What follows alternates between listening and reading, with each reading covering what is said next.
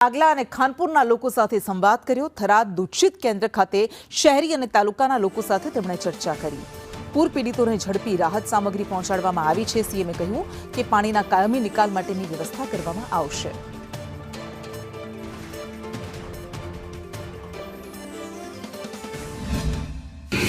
અને પાણી પડી જાય, પડી ગયા પછી નીકળી જાય તો આપણને તકલીફ નહીં, પણ આ પાણી પડ્યા પછી નીકળવાની વ્યવસ્થા ના હોય તો એ નીકળવાની વ્યવસ્થા માટેની આ વખતે અમારા બધાના મગજમાં એક વસ્તુ તમારા બધાના અભિપ્રાયથી એટલી સેટ થઈ ગઈ છે કે આનું પરમેનન્ટ સોલ્યુશન કરવું પડે।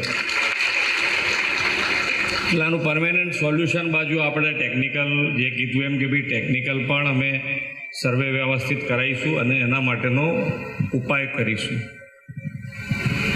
પણ આપણને એક વિઝનરી લીડરશિપ પણ મળી છે। માનીય વડાપ્રધાન શ્રી એક હમણાં જ હું શંકરભાઈ જોડે વાત કરતો હતો, અમની જોડે બળવંતસિંહભાઈ, કે અમે કેચ ધ રેન અંતર્ગત કૂવા રિચાર્જિંગ બોર બનાવવાની પણ વ્યવસ્થા કરી છે।